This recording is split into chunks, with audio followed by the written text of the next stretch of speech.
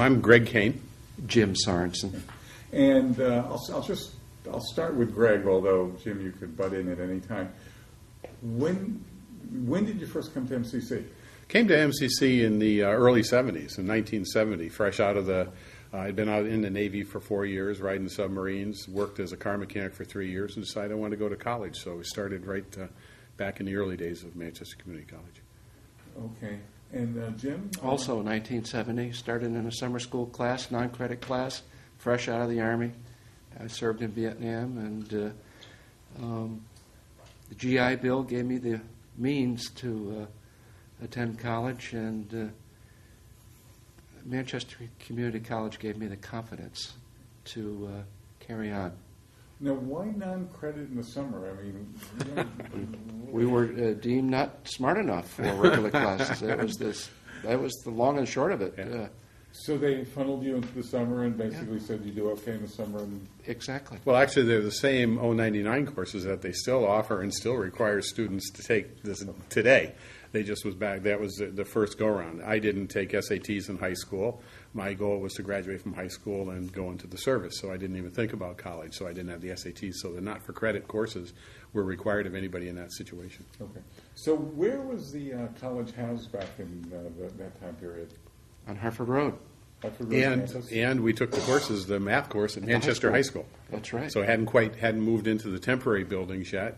At the lower campus, we were still over in Hartford Road, the old Hartford Electric Light Building, and Manchester High School. Now, did either of you ever get to the temporary buildings, or did you? Yeah. Yes, certainly, yes.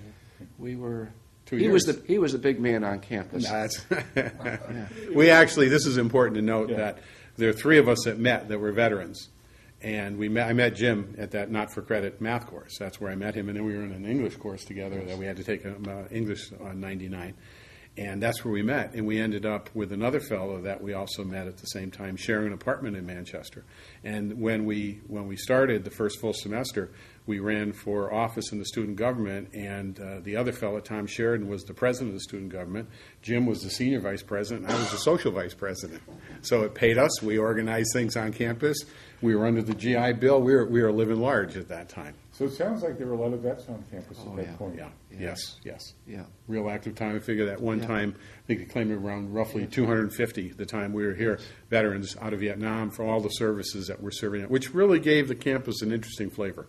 Because older students with the younger students and pretty savvy students, and we were somewhat demanding because we'd been around the block once or twice, and we thought nothing of walking into the president's office and putting feet up on the desk and having conversations with them and really being part of actively involved with the staff. A lot of the staff that were on campus at the time were about our age. So it was an interesting dynamic going on. Were you both in your mid-20s or? I guess I was 21, 22. Okay, And I was a little older, maybe 23. I'm probably 24, possibly. I'm not sure. Were there some interesting discussions about the Vietnam War? On campus? Yeah. There still was strikes going on at the time, pickets, and we participated. Sometimes school would be shut down because of protest. We even funded buses going to New York to protest Vietnam veterans against the war and so forth. So it was a very active time. A lot of political discourse going on the campus at that time too. And what were the other students like? Let's say the non-vets. Could you categorize the other students? Well, I think in many cases they're a lot like us. They were in the mission and the vision, and I think that's what hasn't changed, and I hope it doesn't with the restructuring of our higher ed system. But the mission and the vision of the community college was really a place for being reborn. It is a place to start over again or start for the first time for older students. So we had friends that were fresh out of high school and friends that were working, coming back as part of their work to get a career and courses and so forth. So it was really a real mix, and they was really respectful of the veterans too. That's what I think was pretty nice. That we never had any issues with our even though we had differences of opinion many times, we still didn't have any major issues with other students on campus. Tell me some of the teachers who made an impression on you back in those days.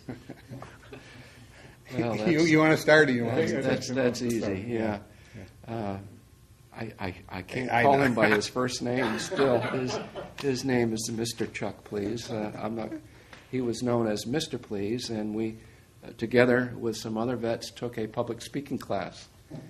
And that particular class turned out to be a hallmark in my education because it gave me a sense of confidence about myself that I was lacking beforehand. And Mr. Please would give us assignments to sell something or to explain how to do something. And we'd have to get up in front of the class. And I remember Greg explaining one day how to hang up a pair of pants. Which started with the removal of the pants in glass.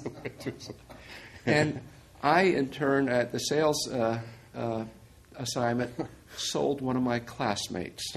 I remember my opening line was something like, he walks, he talks, he crawls on his belly like a reptile.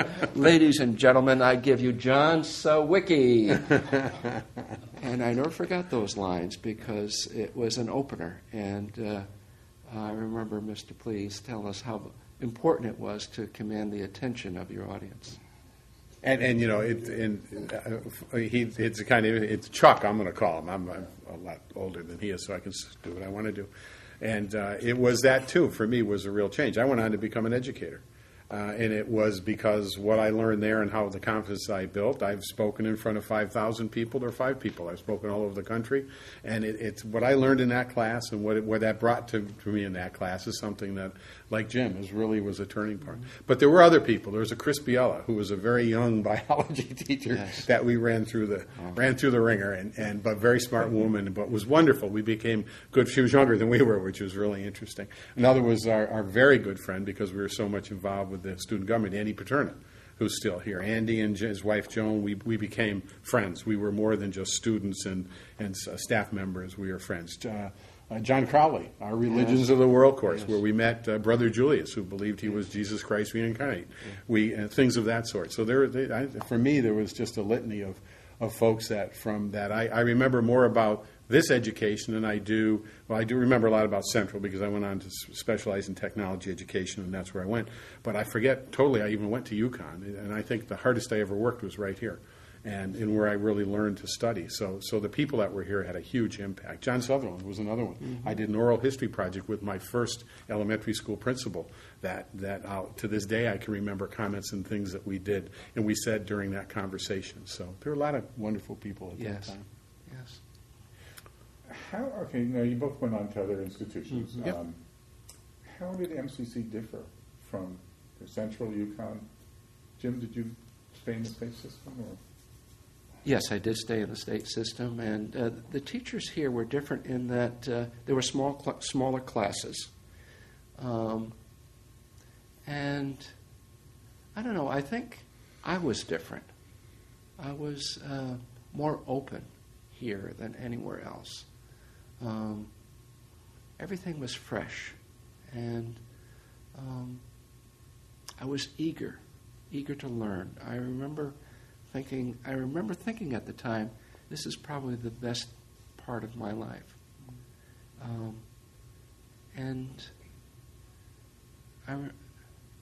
It really was quite extraordinary, I think, because my life, I think, would have turned out a lot differently if I hadn't got the GI Bill and come to Manchester Community College. My life turned out a lot better than I ever thought it would be. And I owe a debt of gratitude to MCC for that opportunity. When you were on Alexis, to both of you, when you were in the service, were you thinking that once I finish my active duty, I want to go to college? I wasn't, no. I was leaning in that direction because the service gave me a sense that the guidance counselors at my high school who told my mother he's not college material, I thought, well, I'm going to prove those son of a bitches wrong. I thought, I'm a little bit better than they think I am now. And so I gave it a try, and thanks to wonderful instructors, doors were open for me. And Greg, so you weren't thinking, I mean, No. maybe it was not. No, I spent over a year in very technical schools because I rode nuclear submarines, and so I had been through some pretty stringent technical training. So I just wanted to go out with like my friends. I wanted to work for the telephone company, wanted to be a lineman, wanted to do those things, and that didn't pan out because I was overqualified, which is hard to believe. But ended up at a car dealership, a local car dealership, and after 4 years or 3 years, realized one day that I wanted something different, and that's when school came into play. And I'd always been one of my mentors was an industrial arts teacher at Manchester High School, and I went to see him, and he said, you really ought to think about Manchester Community College.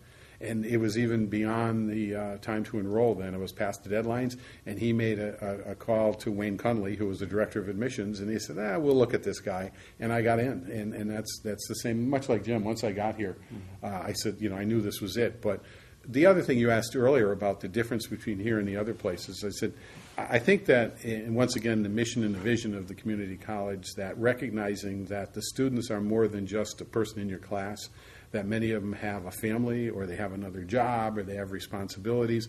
I think that's what really differed here from both my Central experience and my UConn experience. I was almost there to please the professor standing in front of class.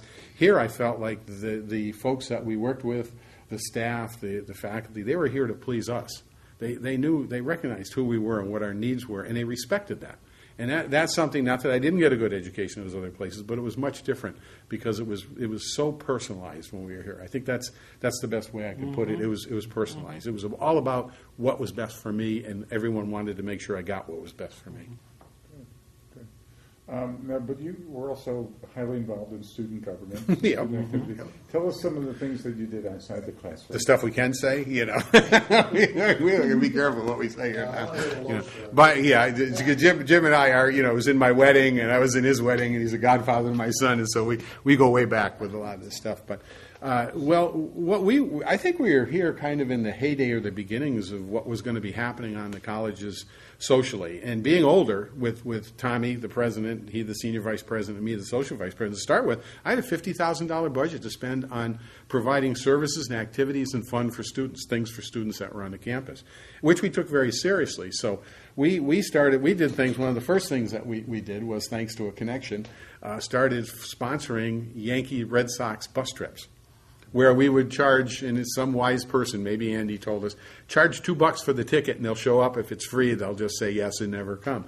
And we would sponsor trips to Yankee Stadium because we had a connection there. We probably did 4 or 5 of those over the course of a couple of years.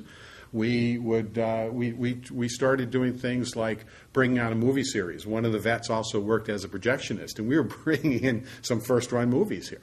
We did some concerts. Buzzy Linhart, who was then after that was on Saturday Night Live. We did a big concert that we tried to promote, a big thing that we did with Richie Havens, and we rented the Bushnell and radio ads and so forth.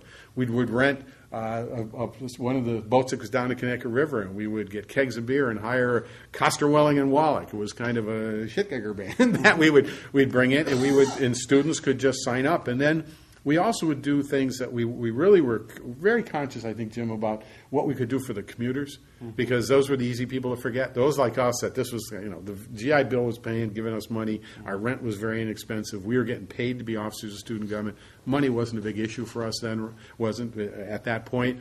But we were cognizant of those folks that were. So we did things like had the custodial staff cut 55-gallon drums in half, and I bet Chuck will remember on Fridays we'd give away hot dogs and soda.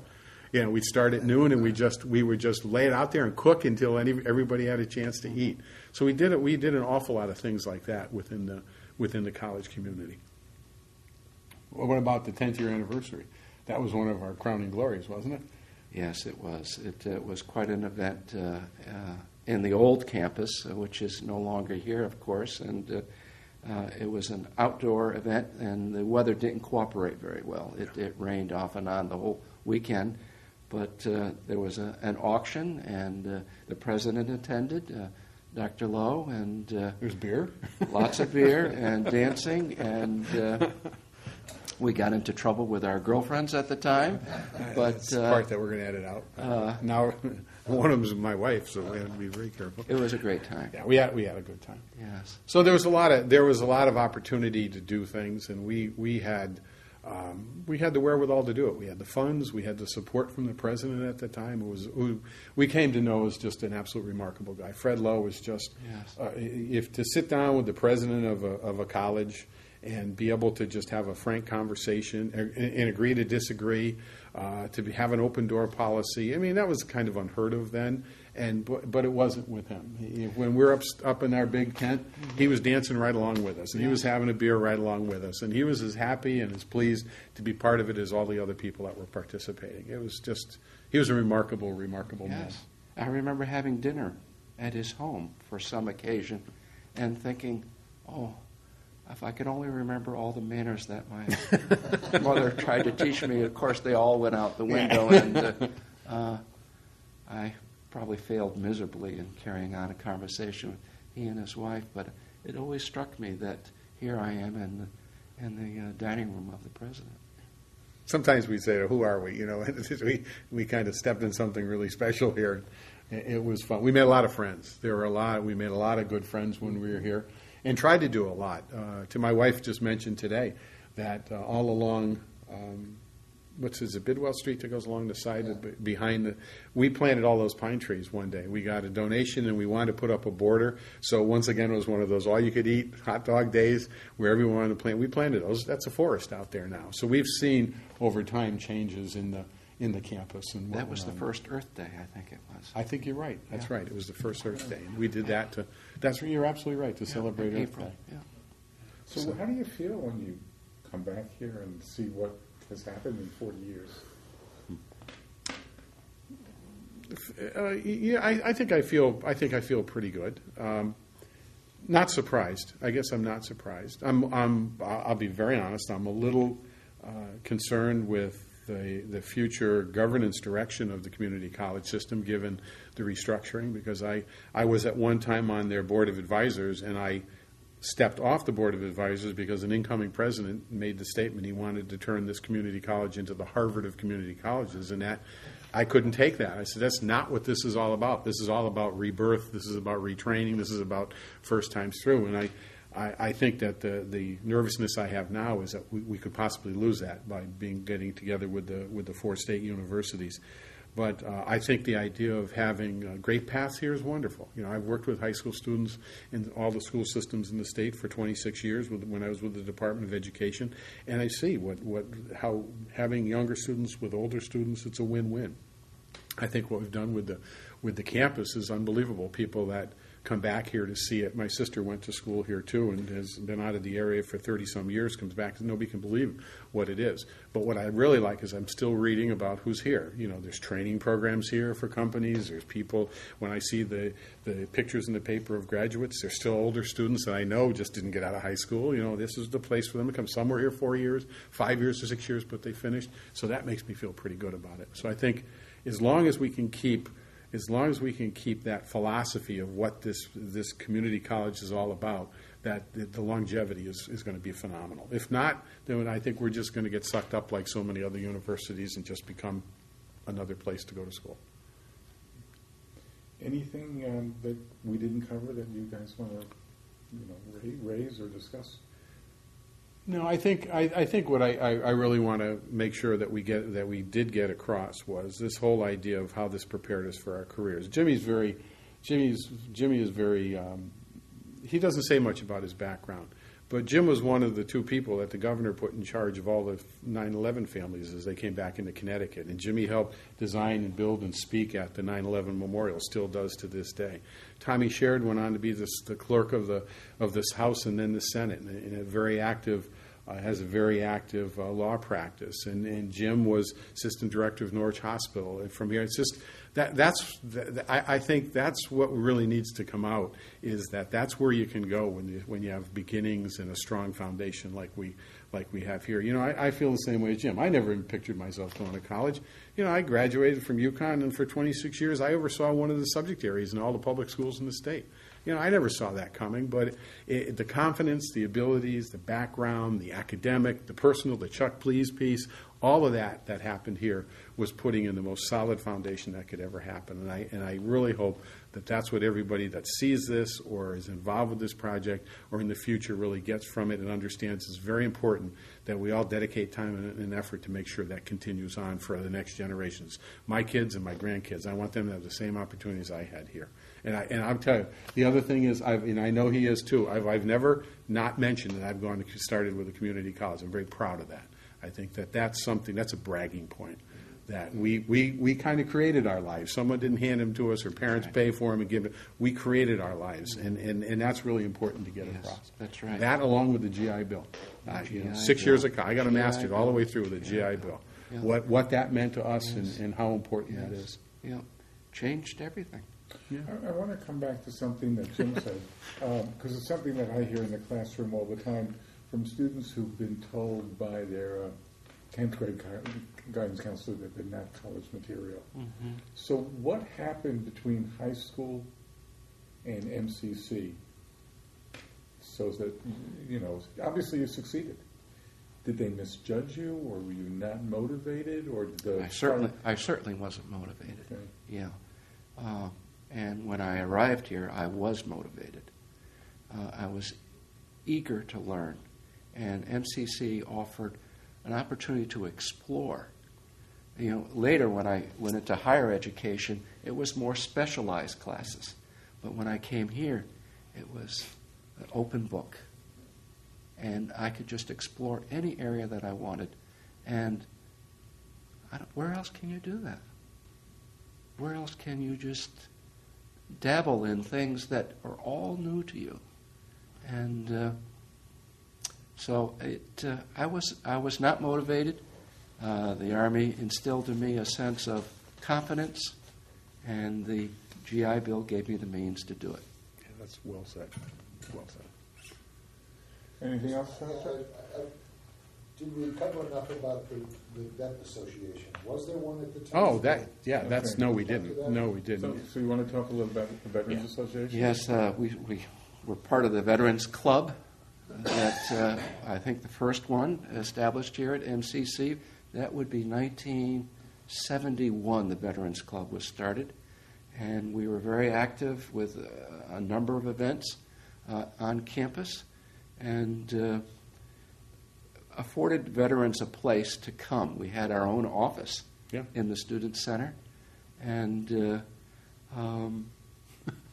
Our own meeting. Our own meetings the were at local the pub. Army and Navy Club. Everybody wanted to be the advisor to the Veterans Club because we had our meetings at a bar. And those meetings were a result of too many drinks, and I ended up skipping classes, and so it wasn't always good. But it gave us sort of a peer base that was important, particularly for the fellows just starting college. Someone to hang out with and say, it's okay, you're going to be all right here. And people who understood what they had been through, and because the younger students were, they had an innocence about them. And the GIs coming back had an edge. And that edge wasn't always healthy. And so I think having a club, a place to hang out, you could be yourself, and it was okay. So it was more socializing, or was there... No, there was. Well, yeah, there was. There certainly was socializing, but I think it was also a place where there were a lot of unspoken experiences that people knew that they shared, that they felt safe with. It was a place where we talked a lot about where you felt comfortable in talking about what the campus how the campus and the school could better serve you, and it was kind of like a catalyst for different ideas to bring to the president or bring to someone about, we've got these, we weren't afraid, and I guess the innocence, Jim is right, is that we weren't afraid to speak up for ourselves. If we thought we were getting screwed, we were the first to say, hey, wait a minute, stop, this isn't right. And we were just very fortunate to be here at a time with the president and staff that would say, okay, well then tell us what you think, and would change their mind and would move forward. And I think the Veterans Club did that. But it was also, there was a camaraderie. Being older, having some of the life experiences that people had, knowing that you could speak up for yourself. And I don't know about Jim, but I grew up in the Navy. You know, I'd drive by a movie theater. If there was 3 people waiting in line, I'd say to my girlfriend, "We're going. I can't stand that." I grew up in the Navy, so that kind of maturity you could bring here. And I think in many cases we help some of the, especially with the student government too. The veterans would help mentor some of the younger students that would then be taking over and getting involved. But it was a big part with social. You know, I think it was Bill Graver was the advisor. He was the counselor. He was, and it was also, we had a veterans counselor. So I've in my life and other parts working for the state, needed advice on some veterans related issues. And I couldn't find anybody who knew what they were talking about. That wasn't the case here. You know, we had someone that took the time and the effort to really understand the veteran, understand what the veteran need, understand the laws related to the veteran. So when we would go to speak to someone like Bill about something, we get answers. We get straight answers and get the right answers. Or we'd get an advocate that would go to battle for us, which was really important. So, you know, it all came together. With all of us being here, we knew we were worth a lot of money to the college. You know, we're old enough to know that money's really important. So, hey, you got to listen to us. Look at how much money we're bringing in here today. But that was another great time that we had. We made friends, you know, lifelong friends out of the whole piece. That's a really good one. All good. All good.